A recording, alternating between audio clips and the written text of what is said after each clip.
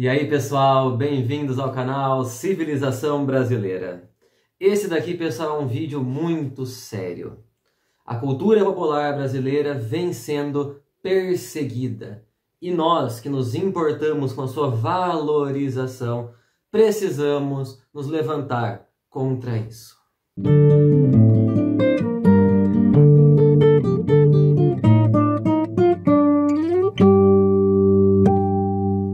Bom, pessoal, vocês que acompanham o canal sabem que eu não tenho o costume de me debruçar sobre política aqui nesse ambiente. Isso se dá pelo simples motivo de que a política brasileira, como vem sendo realizada nos últimos anos, é pautada sobre uma polarização completamente estéril. De maneira que entrar nesse meio é algo que não me anima. Contudo, a cultura brasileira, a cultura popular, tradicional brasileira, não existe no vácuo. Então, como nós podemos conversar sobre política de uma maneira séria? Primeira coisa é sair das nuvens ideológicas e vir para o concreto.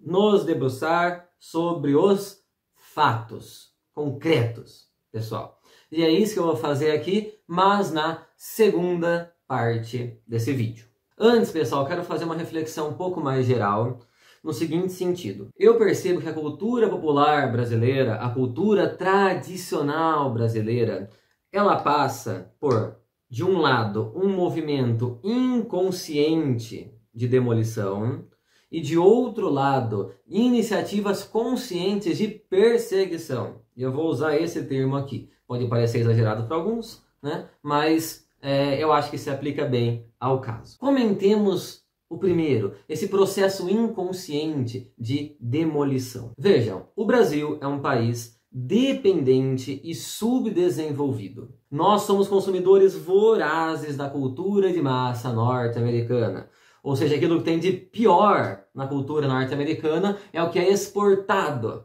aqui para o Brasil. E nós consumimos como se fosse um lauto banquete. Não só a cultura norte-americana, mas dos países centrais como um todo, né? Incluindo aí o Japão e a Coreia do Sul. E qual que é o problema disso, pessoal? É que crescendo nesse ambiente, bombardeados desde a infância, com imagens vindas desses países que não são o nosso, nós desenvolvemos memórias afetivas, noções de pertencimento em relação a uma cultura que não é a nossa.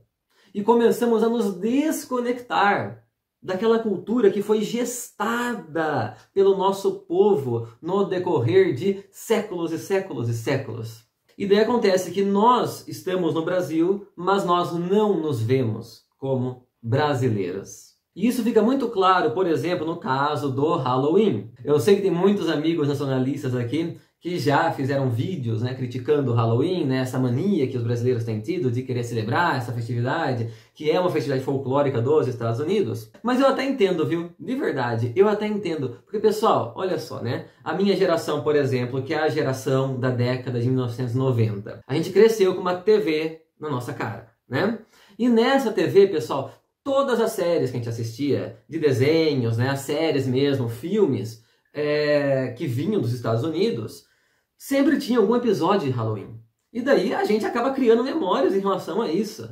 Então, inconscientemente, a gente acaba renegando a cultura brasileira. E assim somos colonizados. Uma colonização poderosa, uma colonização fortíssima. Pessoal, fortíssima, arraigadíssima. Isso fica visível também, por exemplo, nessa cultura que está na moda agora, de super-heróis. Fica visível, por exemplo, na cultura de animes do Japão. Fica visível, por exemplo, nos filmes da Disney. Então tem muitas pessoas que sonham em visitar, né, principalmente da minha geração, né, muitas pessoas sonham em visitar o Walt Disney World, né, de Orlando. E daí você pode perguntar, por que você tem esse sonho? Né? Por que você sonha com isso? Como que esse sonho foi fabricado? Porque, não sei se você sabe, meu amigo que está assistindo esse vídeo, mas nossos sonhos são fabricados, né? Com base na nossa experiência. E a resposta? Não sei se vocês são da minha geração, se lembram, mas quando a gente alugava aquelas antigas VHS, né, nas nossas locadoras, e a gente colocava elas, sempre que a gente alugava um filme da Disney,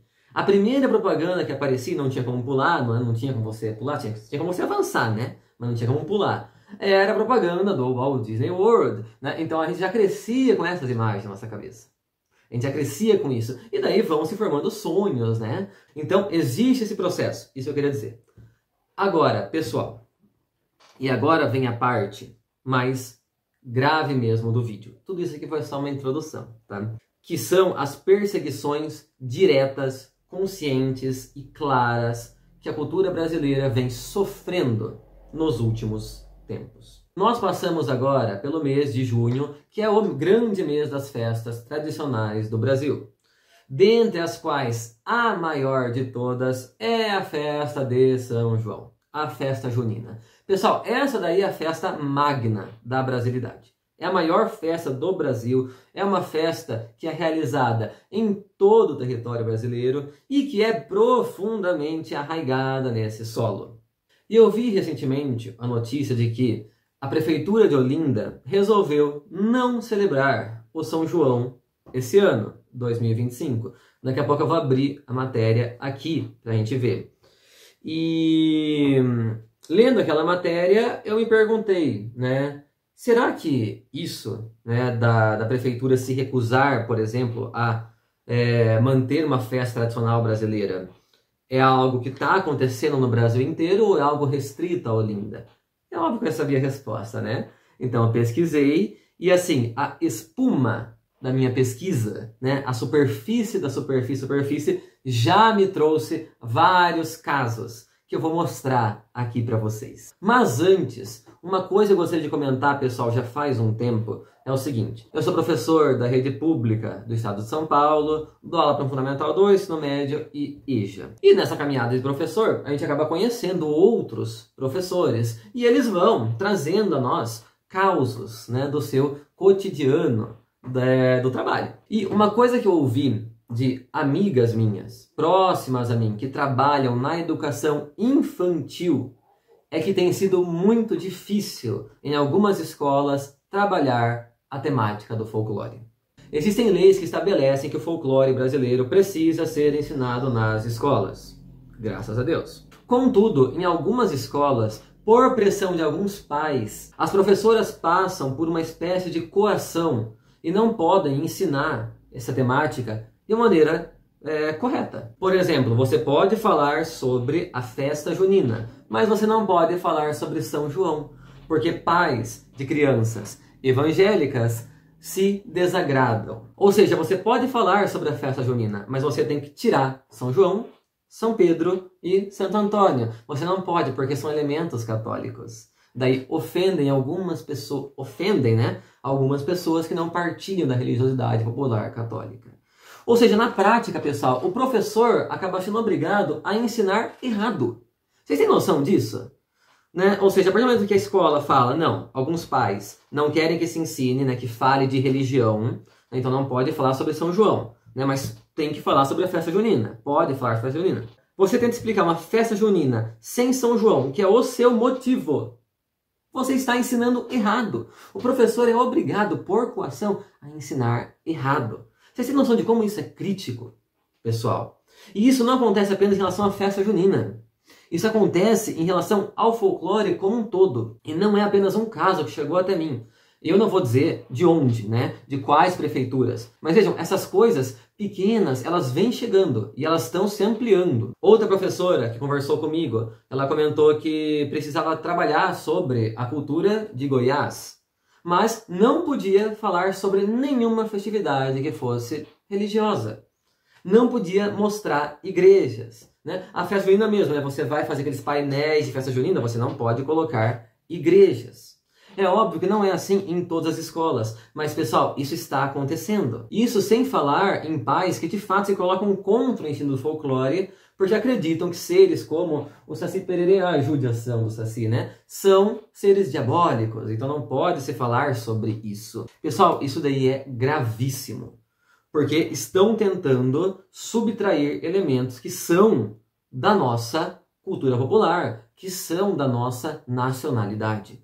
Então agora eu vou mostrar para vocês, pessoal, algumas notícias que eu recolhi para que a gente possa então tecer alguns comentários. Vamos lá.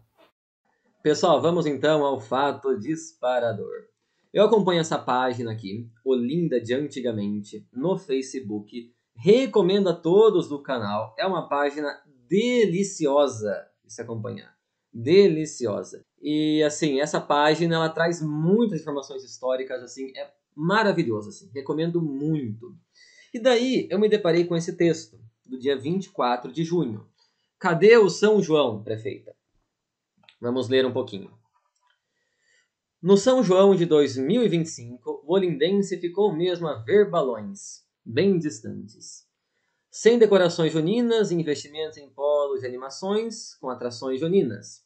A Prefeitura de Olinda segue na contramão em relação a outras prefeituras da região metropolitana, que ofereceram a seus cidadãos atrações típicas do mês de junho. Não há decoração na cidade, diz moradores do sítio histórico. A cidade, que é historicamente o berço de devoção a São João no Brasil, não se enfeitou para os santos juninos.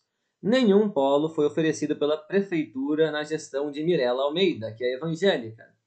Fica-se a entender que a senhora prefeita tende a colocar seus princípios religiosos, que deveriam ser pessoal, frente à própria gestão pública. Isso numa cidade de maioria católica, onde os santos do mês de junho deveriam ser festivamente celebrados, como em vários municípios. Isso ocorre. Não vou ler o restante, pessoal.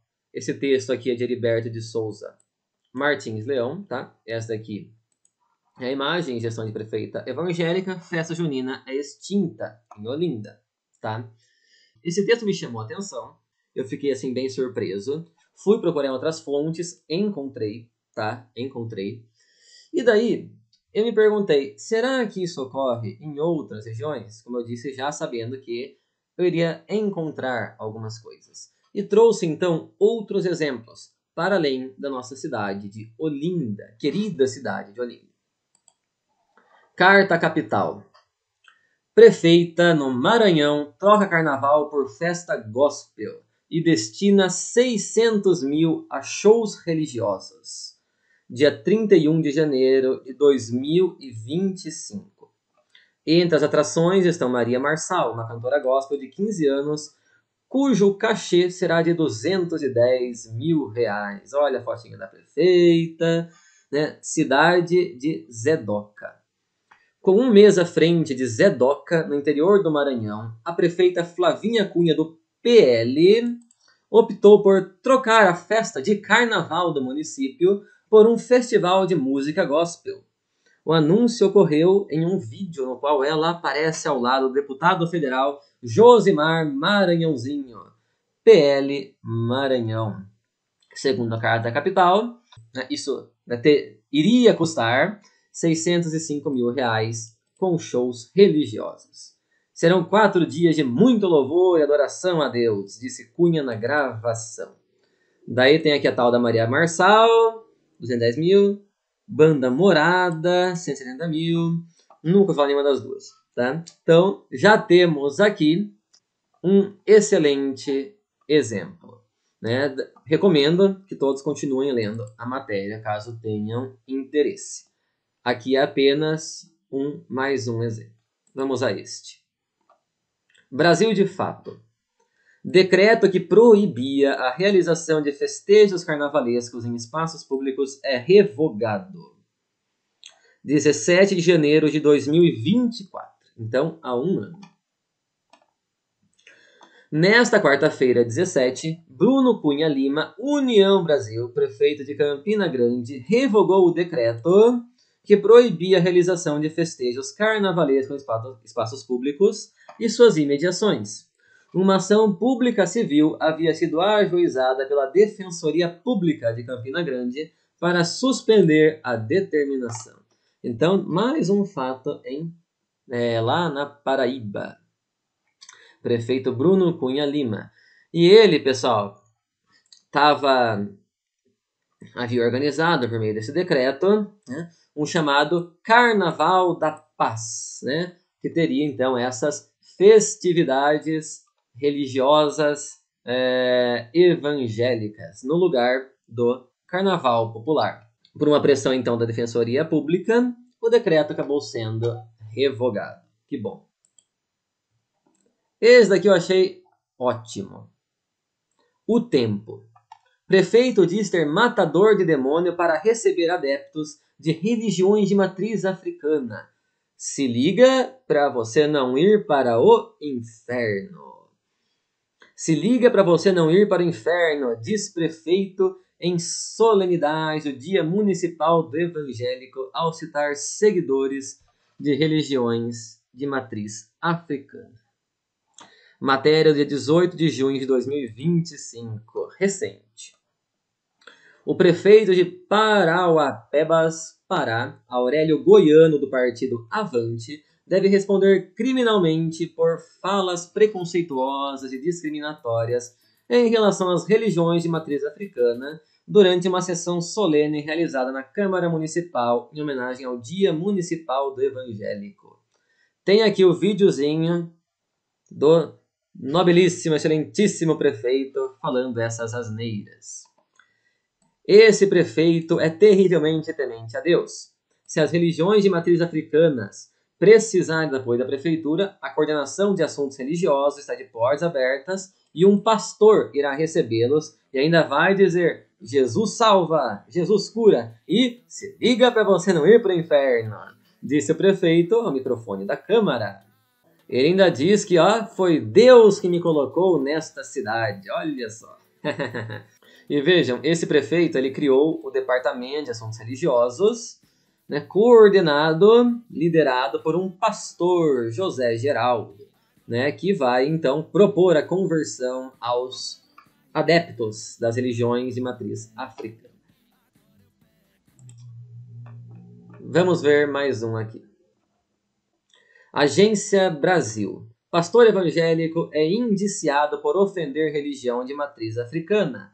Publicado em 17/4/2024, ano passado, portanto.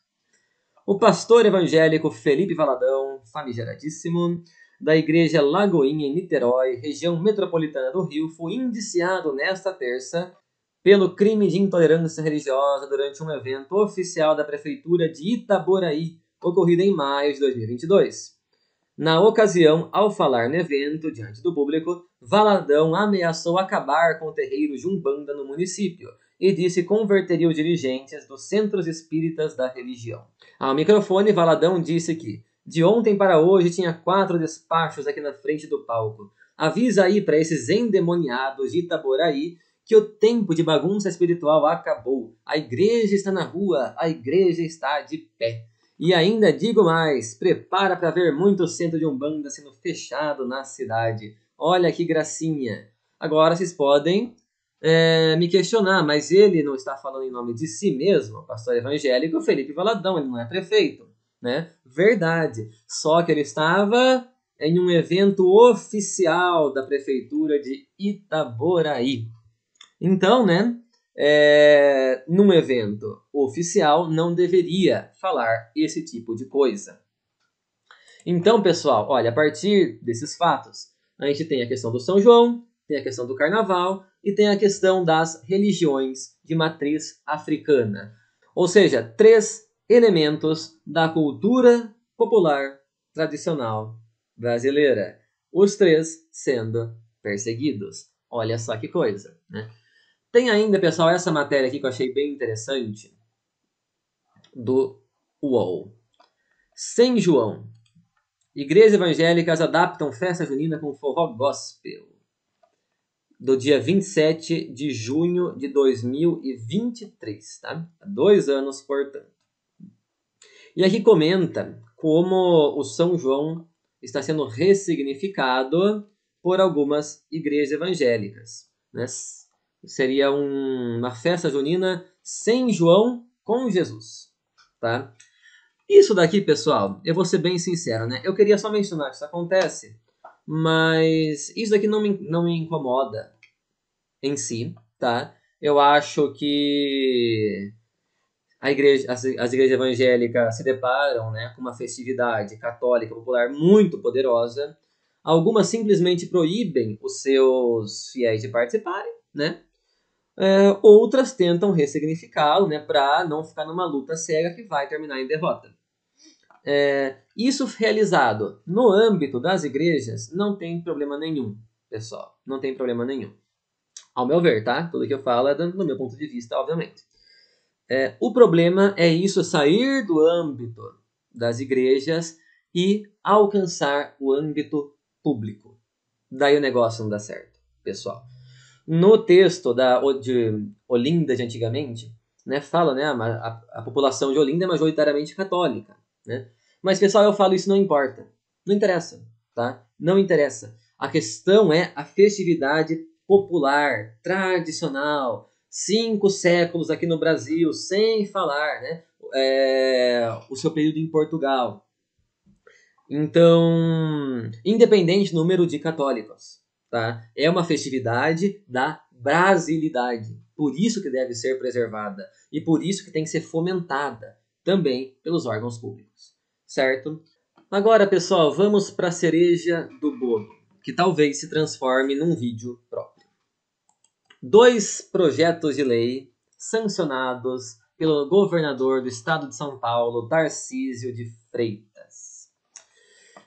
Recentemente, o nosso querido governador, ele foi à Marcha para Jesus e ele sancionou esse projeto de lei aqui. Declara como patrimônio cultural imaterial do Estado o grupo musical Renascer Praise, ou Praise, sei lá como se pronuncia isso daqui, nunca ouvi uma música dele sequer. E o outro projeto, um pouco mais antigo, também sancionado pelo Tarcísio, declara como patrimônio cultural imaterial do Estado o evento Marcha para Jesus. Detalhe, os 2 projetos foram tramitados em regime de urgência, porque o povo de São Paulo está vivendo muito bem, não é mesmo? Por exemplo, a educação pública de São Paulo não está completamente destruída e cada vez mais negligenciada aí no fundo do poço. Quem fala aqui é um professor que trabalha na rede pública de São Paulo, diga-se de passagem. Não, a educação está ótima, está tudo ótimo, né? A Sabesp, né, que foi privatizada de maneira ridícula, né, entregue, né? Tá ótima, né? Tudo maravilhoso aqui em São Paulo, beleza? Então dá para tramitar como urgência esses projetos, né? E passaram com urgência, o governador logo sancionou ambos, tá? Aqui eu poderia simplesmente falar que como o nosso governador é do Rio de Janeiro e mal sabia onde ficava a zona eleitoral dele na data da eleição, ele não faz a menor ideia do que é a cultura paulista. E de fato ele não faz, tá? O governador Tarcísio não faz a menor ideia de como que é a história de São Paulo, em que consiste a cultura paulista, essa cultura que foi evoluindo desde os mamelucos, os filhos do João Ramalho, né, os netinhos do Tibiriçá, até chegar nos dias de hoje, as grandes duplas caipiras, etc. Né, ele não faz a menor ideia do que é, de fato não faz. Né? Mas, pessoal,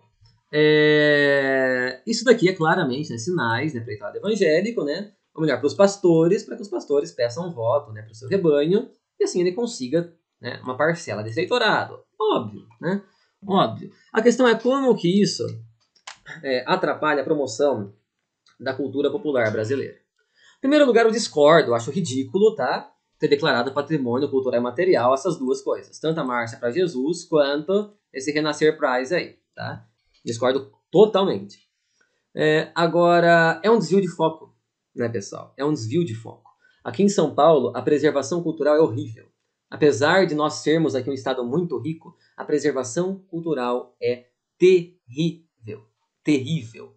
E ao passo em que nós temos, por exemplo, né, no caso da cultura material, né, muitos casarões antigos, por exemplo, sendo destruídos. No caso da cultura imaterial, muitas festividades populares que precisavam de uma pequena ajuda pública, né, para se manter, para se promover, desaparecendo. Esse tipo de coisa passa com regime de urgência com a única e exclusiva finalidade sendo eleitoreira. Simplesmente com finalidade eleitoreira. Então, um claro desvio de foco que mostra também, né, uma grande ignorância, tanto dos deputados quanto do nosso governador. Então vejam, ainda que essas leis não ataquem a cultura popular tradicional do Brasil de maneira direta, elas são muito ilustrativas da forma como a nossa classe política pensa e da relação que a nossa classe política tem com a cultura do povo que a elegeu. Pessoal, eu quero então finalizar esse vídeo com um apelo a todos vocês que são inscritos aqui no canal e que são comprometidos com a cultura popular brasileira. Denunciem, pessoal. Não aceitem esse tipo de coisa. Se vocês souberem de outros casos, por favor, comentem aqui. Vamos transformar esse canal em um canal de denúncias também, de todo o descaso pelo qual a cultura brasileira vem passando. Eu já tenho um vídeo aqui no canal onde eu falo, um pouco sobre o porquê defender a cultura brasileira, tá? Vou deixar o link aqui, assistam, tá? Porque nesse vídeo eu falo, pessoal, que a cultura ela não é algo fixo, que a identidade nacional não é algo fixo, que ela sempre abraça elementos novos, ela sempre passa por releituras, beleza? Então eu não tenho uma concepção de cultura nacional como sendo algo estático, tá? Mas eu insisto nesse ponto, por quê? Qual a diferença, por exemplo, entre os São Joões de Olinda e a Marcha para Jesus? É que os São Joões de Olinda são festividades que foram gestadas pelo nosso povo no decorrer de séculos. E assim, no momento em que nós nos reconectamos com essas festividades populares, independente do estado, da região do Brasil onde nós estamos recuperando raízes profundas. Nós recuperamos um pouco do sentido de sermos uma comunidade nacional que se estende não apenas no espaço, mas no tempo. E nós tornamos o nosso nacionalismo algo real, algo visível, algo concreto, porque é algo que se liga a elementos que vieram muito antes de nós. Nós nos conectamos com gerações de brasileiros que construíram esse país. Então vale muito a pena preservar, lutar pela preservação da nossa cultura. Se você gostou desse vídeo, dê um joinha, comente, compartilhe e se inscreva no canal. Até a próxima, meu povo. Aos moinhos!